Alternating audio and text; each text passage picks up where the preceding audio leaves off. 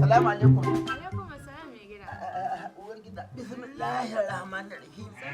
Yawwa sannu ka dai. Ya gida. Wallahi alhamdulillah. To ya abubuwa kuma? To abubuwa ga sunan sai ci gaba suka yi. Wani abun alkhairi ya naka ji mai gida. To. Sannan kuma har ya isko mu cikin gida. Na'am. Wawa Jamilu Gwasta.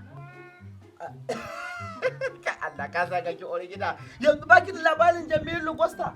Yanzu dai wani yaro ya shigo ya ce mini ga sako in ji shi sannan kuma shi na naka tajan ana yabo cikin rediyo. An kawo gidan ga? An kawo. Alhamdulillah. Yana nan ɗaki ni ce je ya aje min kayan ka shigo. To masha Allah.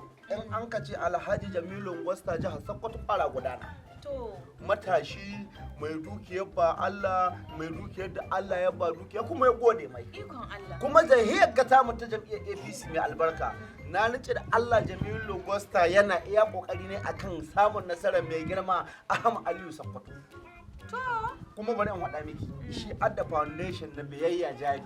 Biyayya jari. Foundation. Nan Sokoto. Nan Sokoto kina ko jin labarin biyayya jari ko? Ina yanzu shi ma na gama ji cikin rediyo. To ke gani su kai tallafi gidan marayu, su zo gidan yari su ba da tallafi, makabartin ne su zo. Allah sarki. Kuma bugu da ƙari su zo asibiti su ba da magani da tallafi na kuɗi ga marasa lafiya. Ba dan komai ba saboda sun samu suna da biyayya kuma suna da tarbiyya sun sami daga magabata. Allahu akbar. To ke ji wanda aka ce ma Alhaji Jamilu Costa.